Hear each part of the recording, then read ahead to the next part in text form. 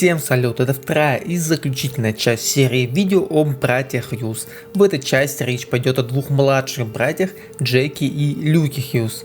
Если же каким-то чудом вы пропустили первую часть, где мы рассказывали про звездных родителей братьев, про особенности периода их развития и самого старшего из братьев, Куина, то вы всегда можете нажать на подсказку в правом верхнем углу или по ссылке в описании и посмотреть это видео. Потом вернуться сюда. А я желаю вам приятного просмотра, не забывайте подписываться на канал и ставить лайк. Погнали! Джек, как его и старший брат Квин, родился во Флориде 14 мая 2001 года. Квин не только проложил путь для Джека в НХЛ, он был для него стимулом в развитии. Сам Джек заявлял: «Мне было 4 года, ему 6, я гонялся за ним везде, хотел делать то, что делал он. Я ни в чем не хотел ему уступать, хотел играть с ним, но не хотел, чтобы он поддавался. Он заставлял меня стремиться к большему, научил меня работать, потому что он сам очень трудолюбив. Я всегда равнялся на Куина». В 2017 году Джек, играя за Торонто в юниорской лиге, принял, возможно, ключевое решение в своей карьере. В том сезоне Джек набрал 159 очков в 80 играх. Это 58 шайб и 101 голевая передача. После такого классного отрезка, когда все были уверены, что Хьюза под первым номером в юниорской лиге выберет Барри Кольц, Джек, вопреки ожиданиям, стартанул в Мичиган. Он решил последовать уже по проложенному пути прямиком за Куином. В то время все настолько тащились от Джека, что среди фанатов даже запустилось движение Lose for Hughes. Если есть кто-то лучше Хьюза для драфта 2019, просто скажите мне, и я доберусь до него на самолете, на велосипеде, багги, только чтобы посмотреть на этого уникума, говорил про Джека известный аналитик Крейг Баттон. А победителем в этом так называемом конкурсе, как мы уже знаем, стали Нью-Джерси Девилс. Джек стал 8-м американцем, выбранным под первым номером драфта в НХЛ. Уже 17 октября Джек набрал свои первые очки в НХЛ, а спустя пару дней встретился с Ванкувером Куина.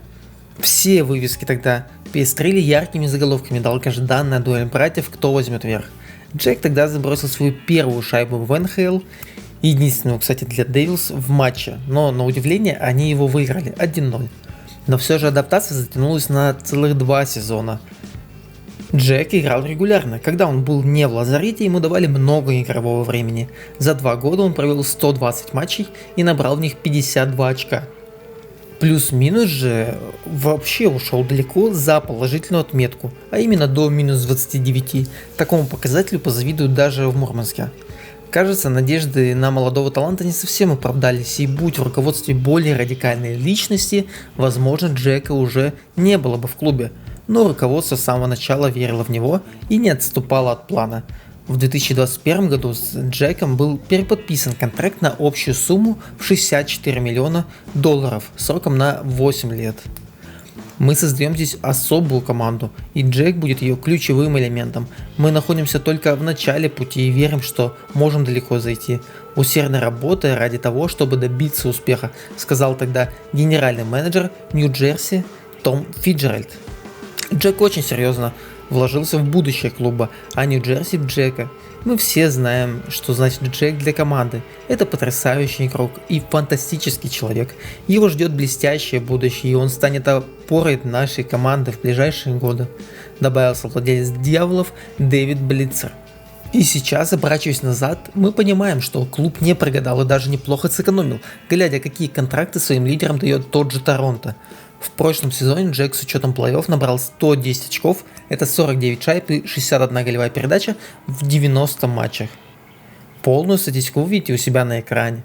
В этом сезоне Джек идет по плюс-минус такому же графику. На данный момент у него 22 матча, 11 шайб и 23 голевых передачи. Статистика на экране. А теперь перейдем к самому младшему из братьев, это Люк Хьюз. Люк родился в Манчестере, США 9 сентября 2003 года. Он рос вместе со своими старшими братьями с самого детства. У малого было сразу 2 примера для подражания. Держим в уме еще, что родители у братьев тоже хоккеисты.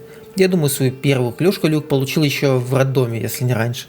В юниорском возрасте Люк перебрался в команду Мичиганского университета. Это уже даже не протоптанная тропинка Куином, по которой пошел Джек, а целая трасса. И смотрелся он, кстати, там очень круто, установив несколько рекордов. Из существенных побил рекорд по забитым голам среди защитников, а также установил рекорд по очкам среди новичков-защитников. В 2021 году все аналитики были уверены, что Люка выберут в топ-10 первого раунда драфта. Сам же Люк Хьюз считал идеальным вариантом, если на драфте 2021 года его выберет Нью-Джерси, где он будет играть со своим родным братом Джеком. По словам Джека, ему не нужно было никого агитировать в пользу брата, не надо никого уговаривать, чтобы он оказался здесь. Я очень хочу, чтобы наш клуб выбрал его, и не стесняюсь говорить об этом, но Люк в любом случае свое возьмет. Это замечательный хоккеист, я бы очень хотел играть с ним в Нью-Джерси. А в итоге судьба именно так и сложилась. За Люком пришли дьяволы, выбрав молодого таланта под 4-м номером в первом раунде. Эмоции на видео бесценны. Впервые в истории 3 американских игрока из одной семьи были выбраны в первом раунде разных драфтов. Напомню, что Квина выбрали под 7-м номером, а Джека под 1-м. Невероятно. А дальше уже всем известная дорога в Мичиган. На один сезончик, а там посмотрим. В сезоне 22-23 Люк набрал 48 очков в 39 играх и занял 2-е место по очкам среди защитников. 8 апреля 2023 года Хьюз подписал 3-летний контракт с дьяволами. Хьюз дебютировал в НХЛ 11 апреля, одержав победу со счетом 6-2 над Баффало, и уже в следующей игре забросил свою первую шайбу в НХЛ, которая принесла победу в матче. Сейчас Люк уже стабильно играет за Devils в каждом матче по 20 плюс минут. И уже в своем дебютном сезоне, если не считать 5 игр в конце прошлого, набрал 16 очков в 27 играх. Для защитника великолепные результаты. Люк идет по графику Квина, возможно, малость отстает, но я уверен, что это ненадолго. Как вам такая история о уже легендарных братьях? Надеюсь, вы посмотрели первую часть про Квина и родителей братьев, потому что лично у меня эмоций просто миллион. Если нет, то напоминаю про подсказку в правом верхнем углу. Переходите. Если вам понравилось видео, обязательно подписывайтесь на канал и ставьте лайк. Это очень важно для продвижения нашего канала. Спасибо и всем больше хоккея.